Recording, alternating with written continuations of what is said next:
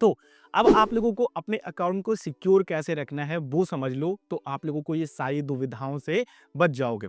सबसे पहली चीज कि आप अपने पासवर्ड्स को हर 6 महीने 1 साल पे चेंज करते रहो, अगर हो सके तो 3 महीने पे भी चेंज करते रहो।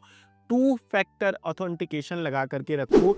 टू फैक्टर ऑथेंटिकेशन ऐसे बहुत सारे एप्लीकेशन है जो आप लोगों के अगर किसी डीपी के पास आप लोगों का एक्सेस है ना, तो वो एक्सेस कर लेता है, बट आप लोगों के पास वो नोटिफिकेशन नहीं आती। बट ऐसे बहुत सारे एप्लीकेशन हैं जो आप लोगों से टू फैक्टर ऑथेंटिकेशन आप लोगों के बिना उस अकाउंट में एक्सेस नहीं देने देता है, वो भी मैं आप लोगों को आखिरी में बताता हूँ। अगली चीज कि अगर आप लोग कोई भी डीमेट अकाउंट किसी ब्रोकर के साथ खोल रहे हो तो उसकी रिव्यू चेक करो। आप जाकर के कोरा पे चेक कर सकते हो, आप ऑनलाइन रिव्यू, ऐसी बहुत सारी साइटें हैं, या फिर सिंपली आप डालो फलाना ब्रोकर कुछ नेगेटिव न्यूज़, ठीक है, पॉजिटिव न्यूज़। अगर आपको उसके बारे में रिसर्च करना है तो आप इस तरीके से कर सकते हो। मेरे कहने पे मैं कोई अगर ब्रोकर रिकमेंड कर रहा हूँ तो आप जाकर के वहाँ पे मत अपना अकाउंट खोल लो, आप अपनी तरफ से भी रिसर्च करके देख लो, फिर मुझे आकर के बताना कि मैंने क्या बताया। अगली चीज कि अपने अकाउंट को रेगुलर मॉनिटर करते रहो। रेगुलर मॉनिटर करने का मतलब है कि आप अपने अकाउंट के शेयर्स को देखते रहो, उसमें कोई फेरबदल तो नहीं हो रहा है। मैं कहूंगा कि जो लोग लॉन्ग टर्म इन्वेस्टर हैं उनको 3 से 6 महीने के अंदर अंदर एक बार अपने पोर्टफोलियो को खोल करके देख लेना चाहिए। इससे आप लोगों को पूरा ओवरऑल पोर्टफोलियो का भी रिव्यू मिल जाता है, प्लस ये भी देखने को मिल जाता है कि आखिर ब्रोकर ने आपके स्टॉक के साथ कुछ छेड़खानी तो नहीं करी है, या फिर आप लोगों का स्टॉक खरीदा बेचा तो नहीं जा रहा है। आप लोग जाकर के देख सकते हो अपने शॉर्ट टर्म इन्वेस्टमेंट्स में, अपने ऑर्डर्स लिस्ट में कि हाँ ये ऑर्डर्स कब प्लेस करे गए थे। तो आप लोगों ने अगर ऑर्डर प्लेस किया होगा तो आप जाकर के समझ जाओगे उस पर्टिकुलर डेट पे कि हाँ ये मैंने किया हुआ है। अगर आप लोगों का ब्रोकर अननेसेसरी आपके बिना परमिशन के ऑर्डर प्लेस्ड कर रहा है और आप लोगों का स्टॉक तो पर्टिकुलर उतना ही, मान लो 100 क्वांटिटी खरीदी थी, 100 ही क्वांटिटी है, बट वो ब्रोकरेज जनरेट करने के चक्कर में आप लोगों का ऑर्डर आपके बिना परमिशन के, भले ही मार्केट फॉल करने की उसको जानकारी हो, बट आपके परमिशन के बिना अगर वो कर रहा है, आपको बिना बताए कर रहा है, तो आप लोग उस ब्रोकर से तुरंत पीछा छुड़ा लो, वरना आप लोगों को दिक्कत होने वाली है इन फ्यूचर। क्योंकि ये चीजें सेबी के पकड़ में एक ना एक दिन आएगी और सेबी उसके ऊपर लाठी चलाएगा और आपका पैसा वहां पे फंस जाएगा। भले ही वो आप लोगों को लॉस से बचा लिया, लेकिन वो एट द एंड ले जा करके आप लोगों को लॉस ही कराएगा। ये बात लिख करके रख लो। दोस्तों कई बार ये होता है कि हम अगर किसी ब्रोकर के साथ पुराने समय पे हैं तो हम अपने कॉन्टैक्ट इन्फॉर्मेशन को अपडेट नहीं करते हैं। कई बार मैंने देखा है दोस्तों कि लोग अपनी ईमेल आईडी का पासवर्ड भूल जाते हैं। मेरे पास 3 मैसेजेस आए थे जिसमें उन्होंने ये बताया कि मेरे पास अब कोई मेल नहीं आ रहा है वगैरह वगैरह, और मैं उस मेल आईडी का पासवर्ड भूल चुका हूँ। वहाँ पे जो मेरे नंबर थे उससे अटैच्ड वो अब नहीं है मेरे पास। तो इस कंडीशन में क्या होता है दोस्तों कि जितनी भी इंफॉर्मेशन होती है, ठीक है, आपके ब्रोकर की तरफ से, वो आपके मेल पर ही आती है। आप लोगों के फ़ोन नंबर पे केवल ट्रांज़ैक्शंस की डिटेल आती है, आप लोगों के फंड बैलेंस की डिटेल आती है, आप लोगों के यू नो ओवरऑल पोर्टफोलियो की डिटेल आपके मेल पर ही आती है। आप लोग अपने कॉन्टैक्ट इन्फॉर्मेशन को ज़रूर देखो। अगर आपके पोर्टफोलियो से कुछ भी हो रहा है तो उसकी जानकारी आपको तुरंत आपके मेल पे आएगी, ठीक है? फ़ोन नंबर पे आते-आते जब मार्केट क्लोज़ होता है तब जाकर के वो इन्फॉर्मेशन आती है। बट ध्यान रखना कि आप अपने कॉन्टैक्ट को चालू रखो, ऐसे ही कॉन्टैक्ट दे करके रखो अपने ब्रोकर के साथ, जो चालू स्थिति में है। आपके मेल या फिर फ़ोन हमेशा चेक करते रहो कि भैया आपके पास रेगुलर मैसेजेस आ रहे हैं कि नहीं आपके ब्रोकर की तरफ से। और दोस्तों ऐसे बहुत सारे ब्रोकर देखे गए हैं जो आप लोगों को अननेसेसरी मेल्स भेजते हैं कि ये स्टॉक में खरीद लो, ये स्टॉक में बेच दो। अननेसेसरी आप लोगों के पास कुछ ना कुछ सब्सक्रिप्शन लेने की रिकमेंडेशन उनके मेल की तरफ से दी जाती है। ये एक रेड फ्लैग है। इस तरीके के ब्रोकर से दूर दूर रहो।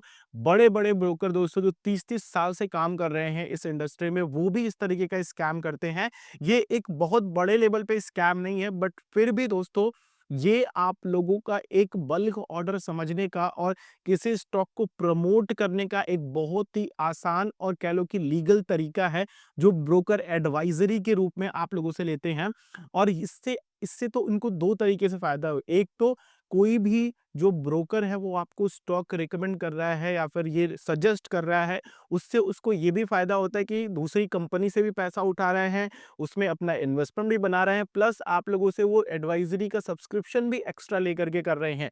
तो अगर आपके पास ऐसा ब्रोकर है, तो ठीक है, मज़े लो अभी, लेकिन आगे चल कर के आप लोग ज़रूर प्रॉब्लम में फँसोगे। मैं कहूँगा अगर आपने इस तरीके के ब्रोकर के साथ अपना पोर्टफोलियो बनाया हुआ है, तो धीरे-धीरे अपना पोर्टफोलियो दूसरे ब्रोकर की तरफ शिफ्ट करो, जो आप लोगों को इस तरीके के अननेसेसरी फिशिंग ईमेल्स नहीं भेजते कि यहाँ पे स्टॉक खरीद लो, ये स्टॉक का टारगेट है, ये आपका ऑप्शन चलेगा, निफ्टी इस रेंज में है। तो ये जो सारी चीज़ें मेल भेज रहे हैं या फिर आप लोगों को व्हाट्सएप के थ्रू मैसेजेस आ रहे हैं, मैं आप लोगों से भी पूछना चाहता हूँ कि अगर आपका भी ब्रोकर ऐसा कर रहा है, तो उस ब्रोकर का नाम नीचे कमेंट बॉक्स में लिखें। आप लोगों में से बहुत से लोग समझ गए होंगे मैं किस ब्रोकर की बात कर रहा हूँ। काफ़ी लंबे समय से मार्केट में है, लेकिन इस तरीके की चीज़ें वो अपने इन्वेस्टर्स के साथ कर रहा है, अपने कस्टमर्स के साथ कर रहा है। एंड दोस्तों, हमेशा सिक्योर इंटरनेट कनेक्शन यूज़ करो। आपका वाईफ़ाई भी है, तो आपका वाईफ़ाई भी सिक्योर्ड होना चाहिए। आप कोई भी पब्लिक वाईफ़ाई में कनेक्ट ना करो।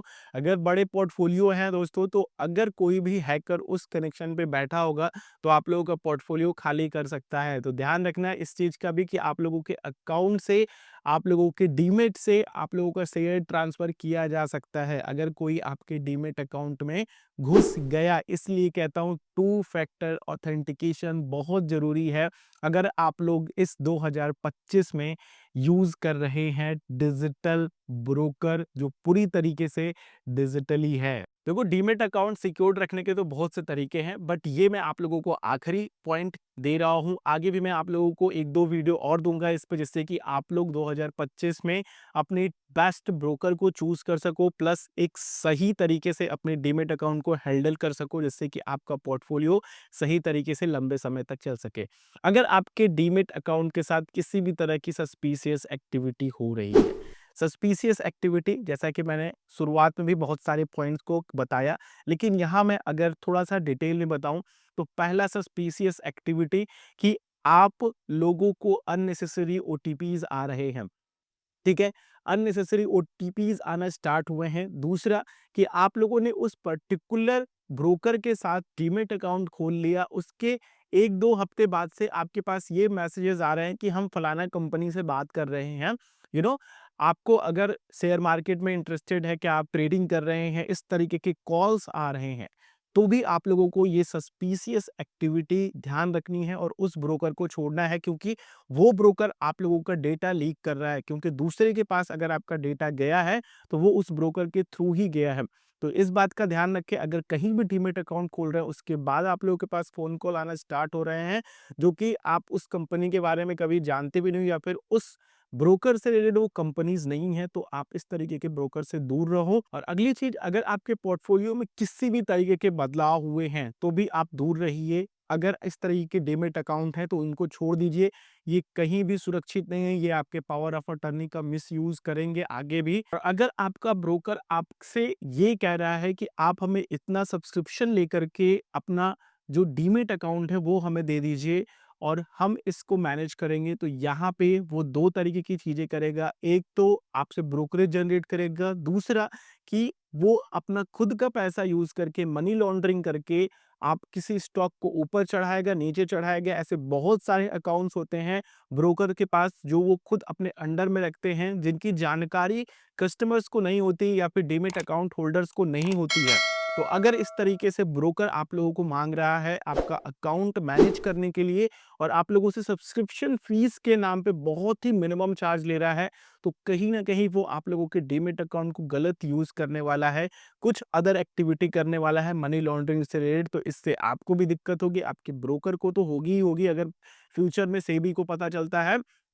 तो ये कुछ चीज़ें हैं जिनको आप लोग ध्यान रखिए। मैंने मोटा-मोटी बहुत ही इम्पोर्टेंट बातें बताई हैं, जो 2025 में अगर आप लोग कहीं डीमैट अकाउंट खोल रहे हो या फिर खोल चुके हो, तो इन चीज़ों का ध्यान रखना। बाकी दोस्तों, अगर मैं आपको बताऊँ कि मैं कौन-सा डीमैट अकाउंट यूज़ करता हूँ, तो मैं 3 डीमैट अकाउंट यूज़ अभी तक किया हूँ, बट मैं आकर के एक पे हमेशा रुक जाता हूँ। बीच में मैंने एंजल वन को यूज़ किया, फिर दूसरा मैंने ग्रो को यूज़ किया, फिर उसके बाद अपस्टॉक्स को यूज़ किया। इन तीनों में मैंने ट्रेडिंग करी हुई है और जो सबसे पहला डीमैट अकाउंट मैंने यूज़ किया था, वो किया था 2018 से सॉरी, ज़ीरोधा का। जब वो शुरू-शुरू में आया हुआ था, फिर उसके बाद 2018 के बाद बहुत सारे ब्रोकर्स आए मेरे पास प्रमोट करने के लिए, तो उनको उनको यूज़ किया। अपस्टॉक्स और एक करके था, आपका कार्वी का भी आया था। और तो उसके बाद मैंने इन तीनों के साथ लंबे समय तक दिया समय, लेकिन अंत में आकर के जो कि ज़ीरोधा के साथ ही मैंने अपना पोर्टफोलियो बनाया। और ओवरऑल चीज़ें जो ज़ीरोधा के साथ है, जो चीज़ें मैंने बताई हैं, वो ज़ीरोधा कहीं भी नहीं आता।